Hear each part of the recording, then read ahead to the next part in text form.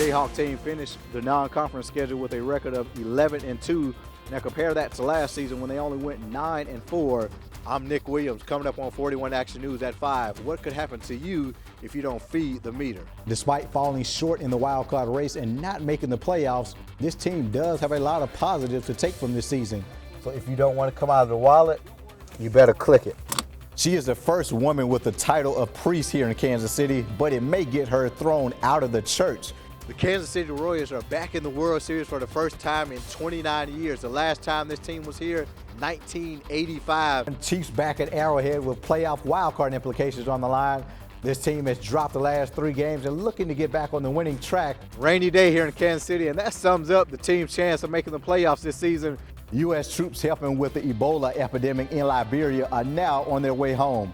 There have been 12 car break-ins in this Crown Center parking lot, and police still urge people not to leave valuables in sight where people can see them, and also, most importantly, lock your car.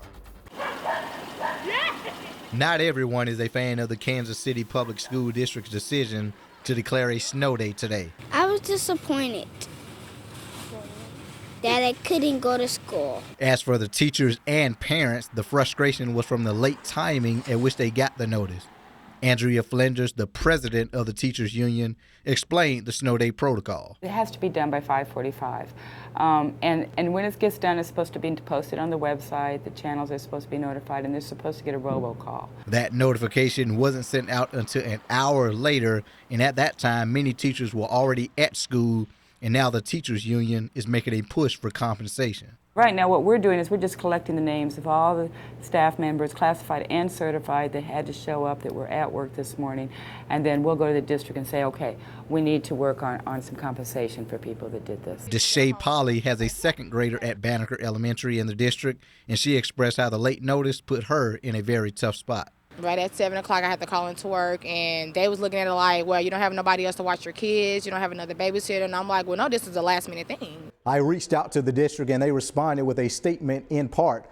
The safety of our students is always the overriding concern when confronted with inclement weather. In the case of December 17th and 18th storm, the stormy weather did not materialize as soon as expected. Consequently, the call to cancel school was necessarily made very late in the morning. Now, the last time the school district was under this type of scrutiny dates all the way back to February of 1980. Here in the newsroom, Nick Williams, 41 Action News.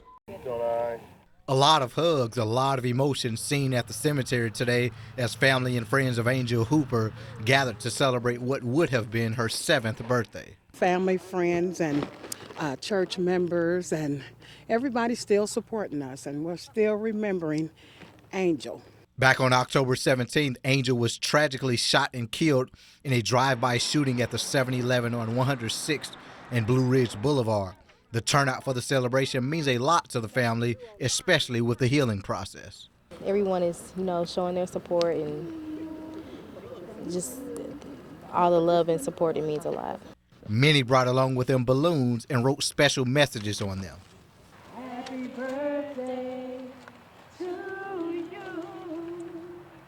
The singing of Happy Birthday, which was led by Angel's grandmother, and afterwards was the releasing of the balloons. Now, despite tragedy hitting this family, they still find happiness knowing that Angel is in a better place. She's okay. She took her little wings and she flew. We know that she's fine. And that's why we're happy, because we know she's happy. Reporting in Kansas City, Nick Williams, 41 Action News.